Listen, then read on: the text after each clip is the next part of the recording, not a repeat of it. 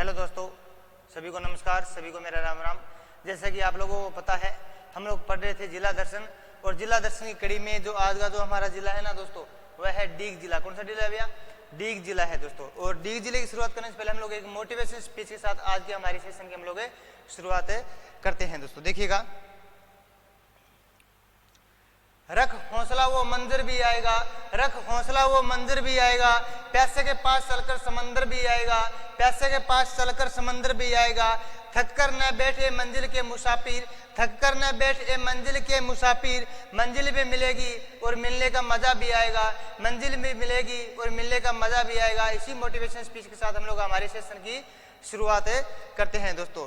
देखिए, हमारे जिले का नाम है दोस्तों डीग जिला, और डीग जिले की जो घोषणा है ना दोस्तों, वह 17 मार्च 2023 को की जाती है। कब की जाती है भाई? 17 मार्च 2023 को की जाती है दोस्तों। 17 मार्च 2023 को डीग जिले की है वो घोषणा की जाती है मित्रों। इसी कड़ी में हम लोग देखें भी, इसकी अधिसूचना है ना, यह 4 अगस्त 2023 को जारी की जाती है। कब की जाती है भाई? 4 अगस्त 2023 को जारी की जाती है। अब हम लोग बात करें इसका स्थापना दिवस कब मनाया जाता है, तो देखिएगा, इसका जो स्थापना दिवस है ना, यह 7 अगस्त 2023 को मनाया जाता है। कब मनाया जाता है भैया? 7 अगस्त 2023 को मनाया जाता है। अब हम लोग बात करें इसमें कितनी तहसीलें बनाई गई हैं और कितने उपखंड हैं, तो देखिएगा, इसमें 9 तहसील हैं और 6 क्या बनाए गए भैया? उपखंड बनाए गए हैं। तो कितनी तहसील है? 9 तो तहसील हैं और 6 कितने भैया? उपखंड बनाए गए हैं। इसी कड़ी में हम लोग बात करें भी, जिले का जो प्रथम कलेक्टर है ना, यह है शरद मेहरा है। कौन है भैया? शरद मेहरा है। तो इस जिले की जो घोषणा है यह 17 मार्च 2023 को की जाती है, और इसकी जो अधिसूचना है यह 4 अगस्त 2023 को की जाती है दोस्तों। इसका हम लोग स्थापना की बात करें तो यह 7 अगस्त 2023 को की जाती है, और जो तहसील है यहाँ पर 9 है, और उपखंड कितने बनाए गए भैया? 6 बनाए गए हैं। इसी कड़ी में प्रथम जो कलेक्टर है यह शरद मेहरा है दोस्तों। तो हम लोग चलते हैं अगली स्लाइड पे, और आपकी मोबाइल स्क्रीन पर ये है अगली स्लाइड। इसमें हम लोग बात करें उपखंड। देखिए दोस्तों, उपखंड की संख्या है यहाँ टोटल कितनी है भैया? 6। कितने उपखंड बनाए गए हैं? 6 उपखंड। हम लोग यहाँ चर्चा करेंगे भी कौन कौन से उपखंड बनाए गए हैं दोस्तों। देखिएगा, सबसे पहले हम लोग बात करें तो डीग, कुम्हेर, नगर, सीकरी, कामा, पहाड़ी, ये उपखंड डीग जिले के अंतर्गत बनाए गए हैं दोस्तों। तो कौन कौन से उपखंड है भैया ऐसे? तो डीग है, कुमेर है, नगर है, सीकरी, कामा और पहाड़ी। आइए अब हम लोग बात करते हैं तहसीलों की। यहाँ पर कितनी तहसील बनाई गई है और कौन कौन सी वो तहसीलें हैं दोस्तों। देखिए, यहाँ 9 तहसील बनाई गई है। कितनी भी है तहसीलों की संख्या? कितनी है? 9 है। इसमें सबसे पहले हम लोग बात करें, डीग है, जनुथर, कुमेर, राह, नगर, सीकरी, कामा, जुरहरा और पहाड़ी, ये 9 तहसीलें हैं जो इस जिले के अंतर्गत बनाई गई है दोस्तों। तो कौन कौन सी तहसीलें हैं भैया? डीग है, जनुथर है, कुमेर है, राहर है, नगर है, सीकरी, कामा, जुरहरा और पहाड़ी, ये 9 तहसीलें हैं जो डीग जिले के अंतर्गत बनाई गई हैं। और ये 6 क्या बनाए गए भैया? उपखंड बनाए गए हैं। डीग, कुमेर, नगर, सीकरी, कामा, पहाड़ी, 6 उपखंड और 9 तहसील बनाई गई है इस जिले के अंतर्गत। अब चलते हैं हम लोग हमारी अगली स्लाइड पर। देखिए, डीग जिला किस जिले को तोड़कर बनाया गया है, यानी जो डीग जिला है ना ये बनाया गया है, ये किस जिले को तोड़कर बनाया गया है दोस्तों? यह है, मैं बता दूं, यह है ना डीग जिला, यह है भरतपुर जिले को तोड़कर बनाया गया है। किस जिले को भैया?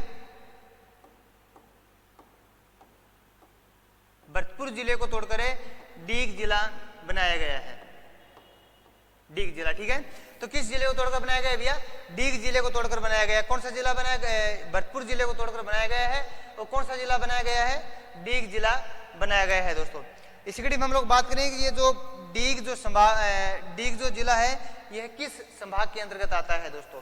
तो देखिएगा, डीग जो जिला बना है ना, यह है भरतपुर संभाग के अंतर्गत आता है। चलो यहाँ तक ठीक है, ये भरतपुर संभाग के अंतर्गत आता है। तो प्रश्न यह भी तो बन सकता है ना कि भरतपुर संभाग में कौन कौन से जिले आते हैं, कितने जिले आते हैं, ठीक है।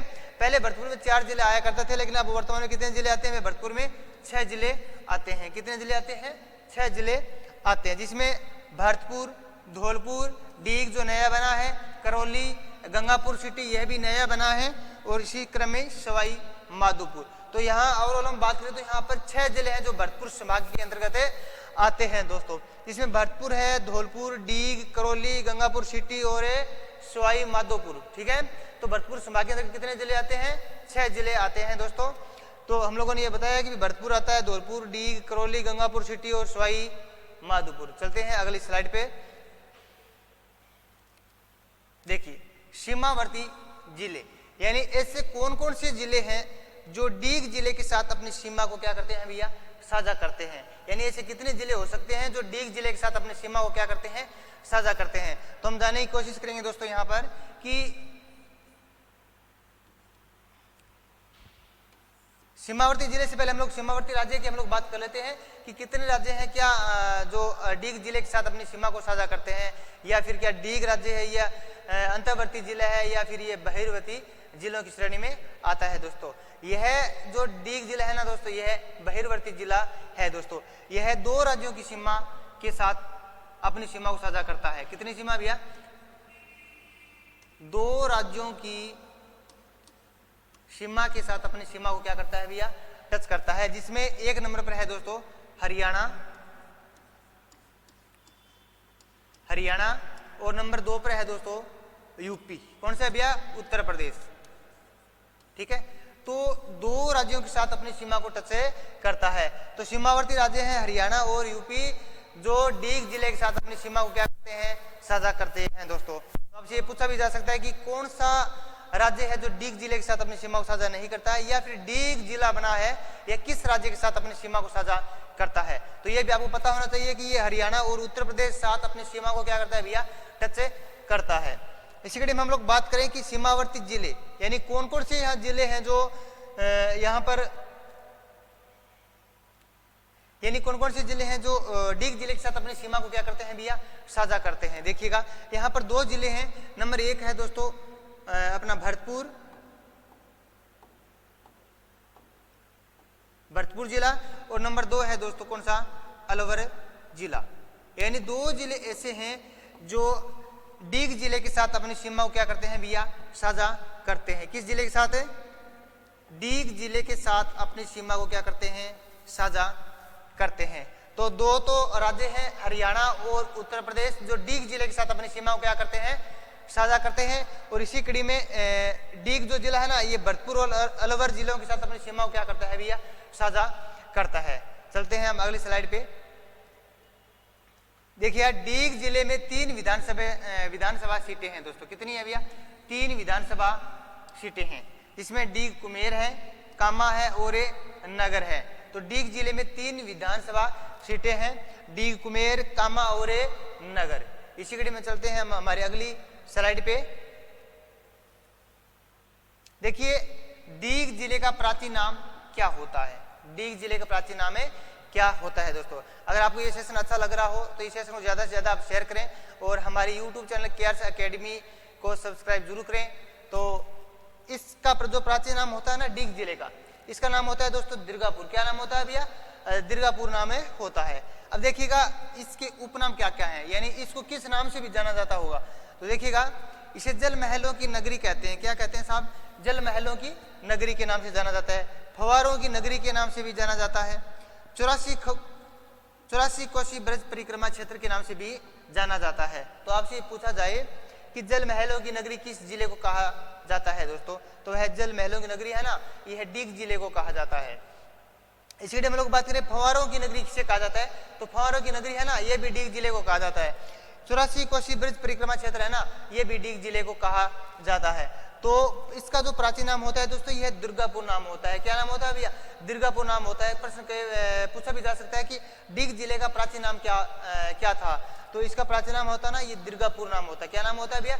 दुर्गापुर नाम होता है।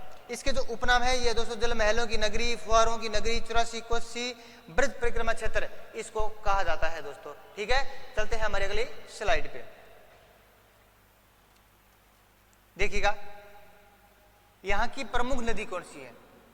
डीग जिले की प्रमुख नदी कौन सी है दोस्तों? जी हाँ, यह भी एक अपने आप में एक अच्छा क्वेश्चन है और इस नदी के बारे में कई बार प्रश्न पूछा जाता है कि जो नदी है ना रूपारेल नदी, कौन सी नदी है भैया? रूपारेल नदी। यहाँ की जो प्रमुख नदी है दोस्तों यह है रूपारेल नदी है। इसे लसवारी नदी भी कहा जाता है। क्या? लसवारी नदी। इसे लसवारी नदी भी कहा जाता है, इसे वराहा नदी भी कहा जाता है दोस्तों। तो लसवारी और वराहा किस नदी के उपनाम है? तो आपको बताना है दोस्तों, रूपारेल नदी के नाम है। किसके भैया? रूपारेल नदी के नाम है। चलो यहां तक ठीक है कि इस नदी के उपनाम में क्या क्या है। तो अब हम लोग बात करते हैं कि ये नदी कहां से निकलती है, इस नदी का उद्गम कहां से होता है दोस्तों। देखिएगा, इस नदी का उद्गम है ना थानागाजी,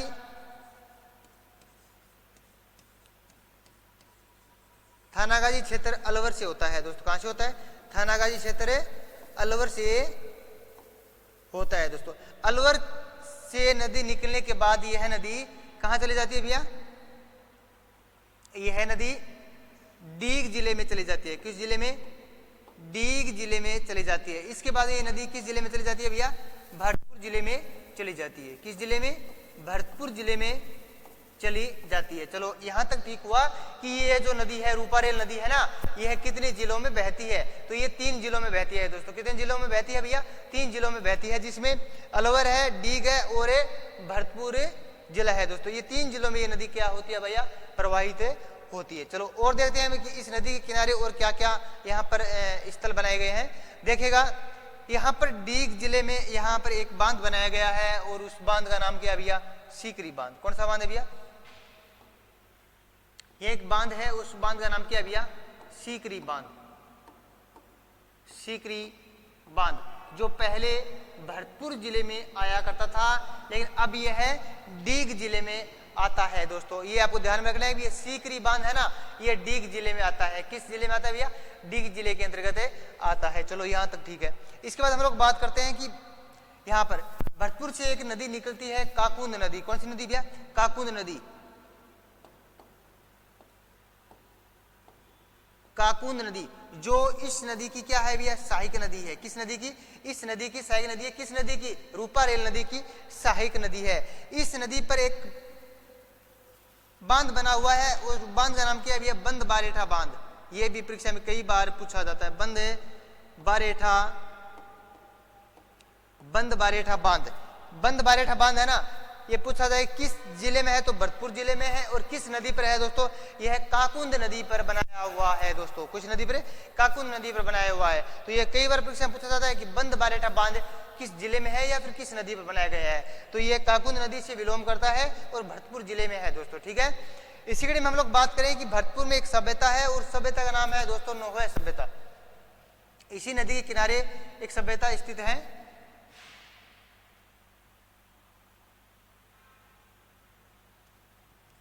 भरतपुर के अंदर नोहय सभ्यता, जो लोहा युगीन सभ्यता है दोस्तों। कौन सी है भैया? लोहा युगीन सभ्यता है। लोहा युगीन सभ्यता है दोस्तों। कौन सी सभ्यता भैया? नोहय सभ्यता है, जो भरतपुर जिले में है। किस नदी के किनारे है? तो रूपारेल नदी के किनारे स्थित है जी दोस्तों। अब हम लोग बात करें डीग के जो जल महल है ना, डीग के जल महल है दोस्तों, वह इसी नदी के किनारे स्थित है। डीग के जल महल,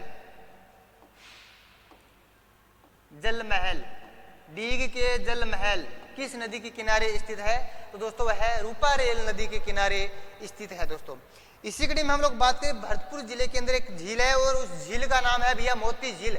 कौन सी झील है भैया?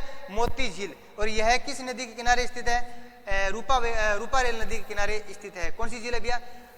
झील का नाम है दोस्तों मोती झील। मोती झील। इस झील का निर्माण है ना किसके द्वारा करवाया जाता है दोस्तों?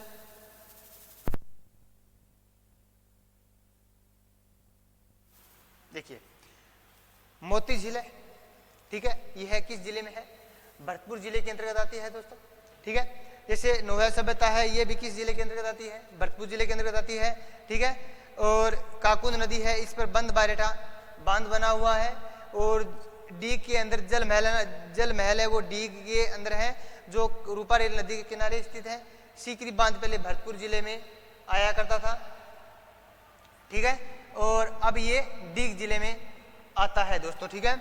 और जो अलवर जो रूपारेल नदी है ना, इसका रूपारेल का लसवारी और इसे वराहा नदी के नाम से भी इसे जाना जाता है दोस्तों। ठीक है।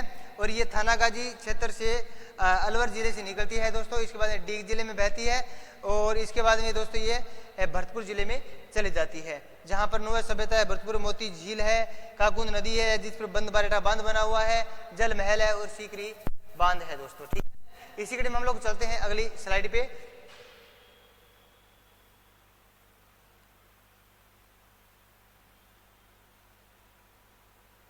देखिए डीग के जल महल।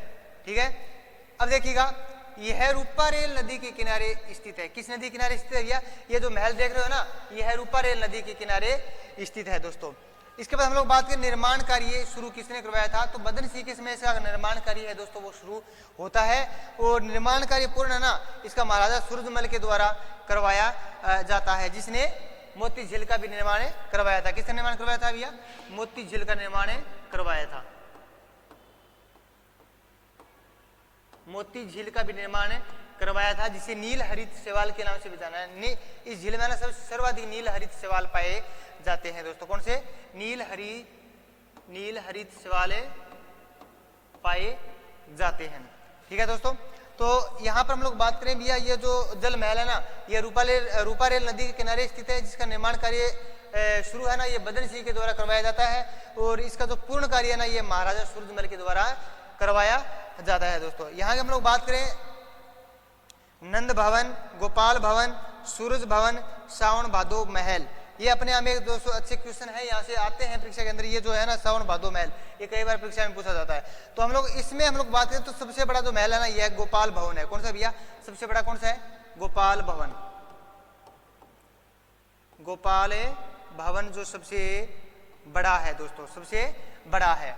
ठीक है, तो जल महल है ये रूपा रेल नदी के किनारे स्थित है। निर्माण कार्य शुरू बदन सिंह के द्वारा करवाया जाता है और इसका पूर्ण कार्य दोस्तों ये महाराजा सूरजमल के द्वारा करवाया जाता है। और सूरजमल ने ही मोती झील का निर्माण करवाया था और जिसमें नील हरित शैवाल पाए जाते हैं दोस्तों। इसी कड़ी में हम लोग बात करें,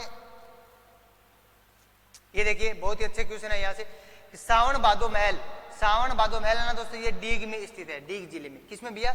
डीग जिले के अंतर्गत आता है। इसी कड़ी में हम लोग बात करें कि सावन भादो कढ़ाइया, सावन भादो कढ़ाइया देश नोक, और देश नोक कहाँ है दोस्तों? बीकानेर के अंदर। कहाँ है भैया? बीकानेर के अंदर, बीकानेर के अंदर। इसी में हम लोग बात करें सावन भादो झरना, ये भी अच्छा क्वेश्चन है। सावन भादो झरना जोधपुर जिले में स्थित है दोस्तों। किस जिले में है भैया? जोधपुर जिले के अंतर्गत स्थित है। इसी में हम लोग बात करें कि सावन भादो झील, सावन भादो झील यह अचलगढ़ सिरोही के अंतर्गत है दोस्तों। कहां पर है भैया? सिरोही के अंतर्गत है दोस्तों। सावन भादो सिंचाई परियोजना, ये भी अच्छा है। सावन भादो सिंचाई परियोजना कौन सा जिला में है? कोटा जिले के अंतर्गत आता है दोस्तों। तो सावन भादो महल डीग जिले में है, सावन भादो कढ़ाइया देश नोक बीकानेर में है, सावन भादो झरना जोधपुर में है, सावन भादो झील अचलगढ़ सिरोही में है, सावन भादो सिंचाई परियोजना कोटा में है।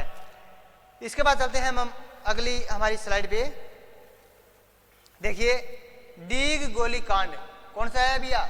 डीग गोलीकांड। देखिए इसके अंदर राजा मान सिंह का क्या हो जाता है भैया? निधन हो जाता है और इस कारण 23 फरवरी 1985 को तात्कालिक मुख्यमंत्री शिवचंद्र माथुर को यहाँ पर त्याग पत्र देना पड़ता है दोस्तों। तो यह भी प्रश्न आ सकता है कि कौन से मुख्यमंत्री ने किस कांड में अपना त्याग पत्र दिया था? तो वह डीग गोलीकांड है, जिसमें राजा मान सिंह का निधन हो जाता है और इस कारण 23 फरवरी 1985 को तत्कालिक मुख्यमंत्री शिवचंद्र माथुर को यहाँ पर त्याग पत्र देना पड़ता है दोस्तों। तो शिवचंद्र माथुर का किससे संबंध है भैया? डीग गोलीकांड से हम लोग कहते हैं दोस्तों। देखिए भोजन थाली मेला और गंगा दशहरा मेला, ये भी अपने आप में एक अच्छा क्वेश्चन है। भोजन थाली मेला और गंगा दशहरा मेला, देखिए भोजन थाली मेला है ना दोस्तों, यह है कामा भरतपुर का प्रसिद्ध है। कहाँ का है भैया? कामा भरतपुर का, जो पहले भरतपुर जिले के अंतर्गत आया करता था, लेकिन अब बताएं तो कामा है ना दोस्तों ये डीग जिले में आता है। किसमें? डीग जिले में आता है। तो अब आपको भरतपुर नहीं करना है, आपको क्या करना है भैया? डीग जिला करना है कि भोजन थाली मेला है ना ये कामा डीग जिले में बढ़ता है। ठीक है, तो ये बढ़ता कब है? ये भी तो प्रश्न बन सकता है। तो ये दोस्तों बढ़ता है ना ये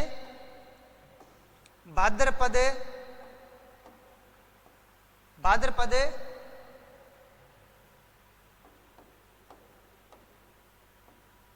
शुक्ल को भरता है, ठीक है दोस्तों, भाद्रपद शुक्ल को भरता है। अब देखिए गंगा दशहरा मेला, यह भी कहां का प्रसिद्ध है भैया, कामा डीग का प्रसिद्ध है, जो पहले भरतपुर का प्रसिद्ध था दोस्तों, ठीक है। अब डीग जिला वो भरतपुर से अलग है, इसको कर दिया गया है दोस्तों। देखिए अब गंगा दशहरा मेला भी कब बढ़ता है, तो यह दोस्तों बढ़ता है ना जेठ शुक्ल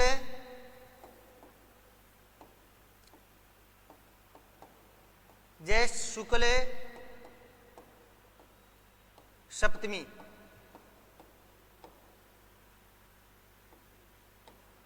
जेठ शुक्ल सप्तमी को यह मेला बढ़ता है, गंगा दशहरा मेला। तो भोजन थाली मेला है, तो ये कामा डीग में बढ़ता है, और गंगा दशहरा मेला है दोस्तों कामा डीग के अंदर।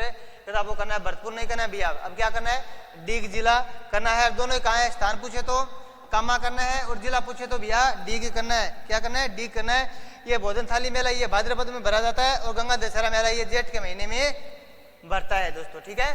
चलते हैं हमारी अगली स्लाइड पे।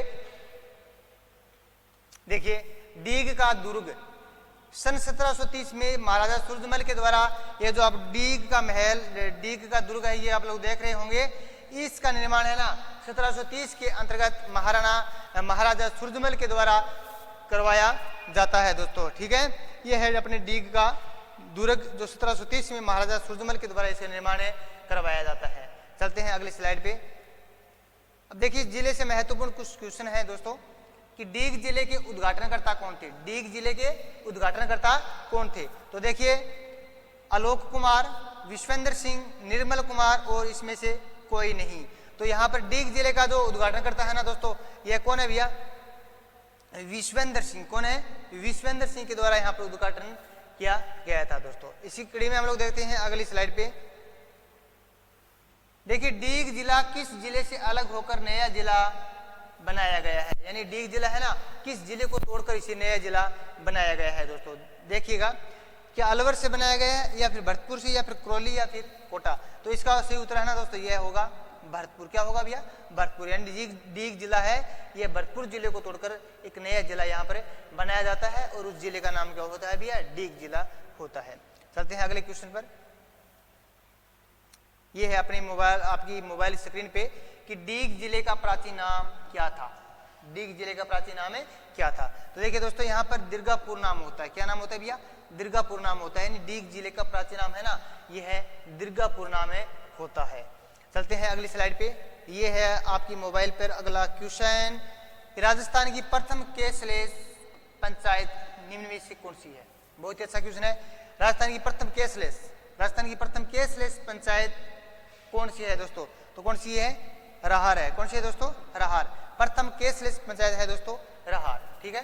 चलते हैं अगली स्लाइड पे, और ये है आपके मोबाइल स्क्रीन पे अगला प्रश्न, डीग के दुर्ग का निर्माण किसने करवाया था, डीग के दुर्ग का निर्माण किसने करवाया था। तो दोस्तों इसका सही उत्तर होगा ना, यह है सूरजमल होगा। क्या होगा भैया, सूरजमल। तो डीग के दुर्ग का निर्माण किसने करवाया था, तो महाराजा सूरजमल के द्वारा 1730 के अंतर्गत करवाया जाता है दोस्तों। सभी अच्छे क्वेश्चन है, परीक्षा की दृष्टि से महत्वपूर्ण है। देखिए डीग जिले में मुख्यतः कौन सी भाषा बोली जाती है, कौन सा, डीग जिले में मुख्यतः कौन सी भाषा बोली जाती है।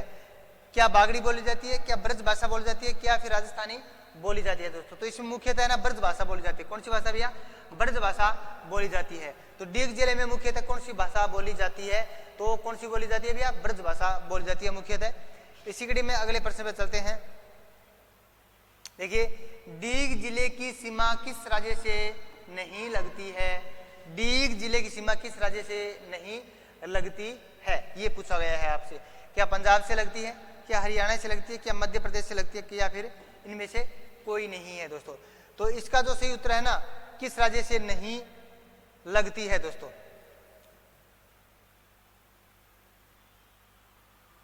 देखिए डीग जिले की सीमा किस राज्य से नहीं लगती है दोस्तों, तो यहां पर क्या आएगा, यूपी, ठीक है। और जो अब इसका सही उत्तर होगा ना, यह होगा पंजाब। क्या होगा भैया, पंजाब। पंजाब राज्य की सीमा है वो डीग जिले के साथ नहीं लगती है, क्योंकि डीग जिले के साथ दो राज्यों की सीमा लगती है। कितने राज्यों की, दो राज्यों की सीमा लगती है। एक तो है अपना हरियाणा,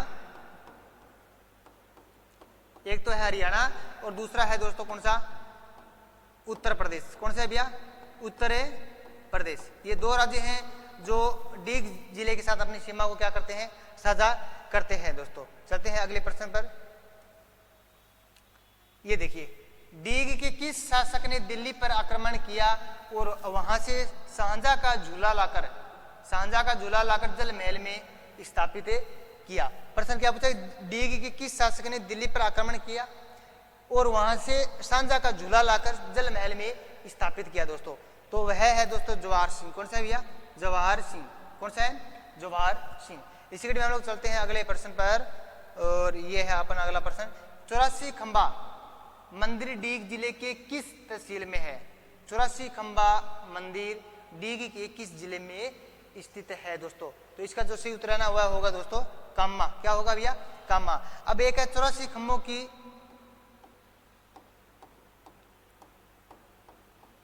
84 खंभों की छतरी। 84 खंभों की छतरी कहाँ है, तो यह है दोस्तों बूंदी जिले के अंतर्गत। कहाँ है भैया, बूंदी जिले के अंतर्गत है। तो 84 खंबा मंदिर है, ये कामा डीग जिले में है, और 84 खंभों की छतरी है ना, ये बूंदी जिले के अंतर्गत आती है दोस्तों। चलते हैं अगले प्रश्न पर। ये देखिए, महाराजा सूरजमल ने कुम्हेर के किले का नींव कब रखी थी। यानी जो कुम्हेर का किला है ना, इसकी नींव कब रखी जाती है दोस्तों। क्या 1735 में रखी, क्या 1725 में रखी, या फिर 1728 में, या फिर 1726 में। तो इसका जो सही उत्तर है ना दोस्तों, ये है 1726 के अंतर्गत। कब रखता है भैया, 1726 के अंतर्गत महाराजा सूरजमल के द्वारा कुम्हेर किले की नींव रखी जाती है दोस्तों।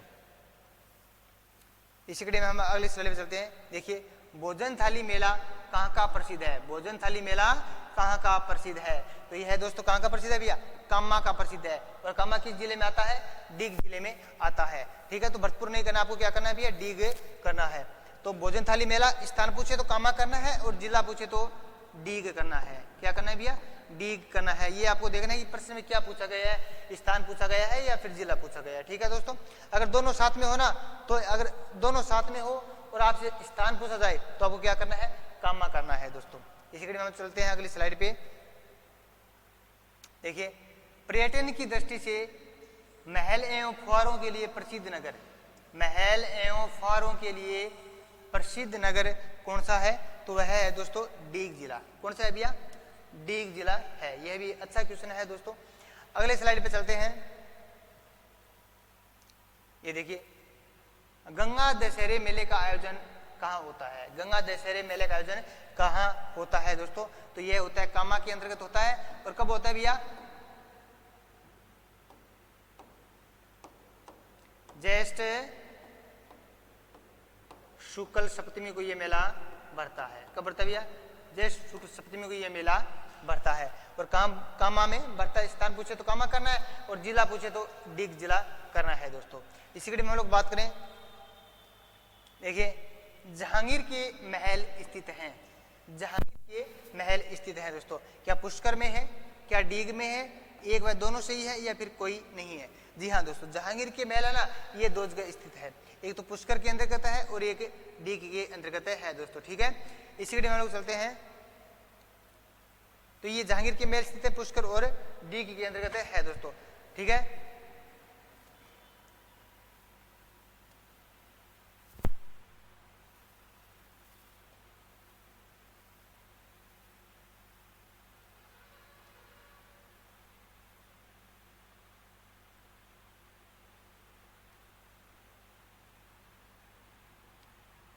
तो ये है दोस्तों आज का अपना जिला डीग जिला। अगर ये सेशन आपको अच्छा लगे तो इस सेशन को आप ज़्यादा से ज़्यादा अपने दोस्तों के साथ शेयर करें, सब्सक्राइब करें, और आपके जो क्वेश्चन हो तो आप हमारे चैनल के कमेंट बॉक्स में आप ज़रूर लिखें। और जब तक आप बने रहे हमारे केआरएस एकेडमी की यूट्यूब चैनल पर। मिलते हैं अगले सेशन में, जब तक बाय बाय टाटा।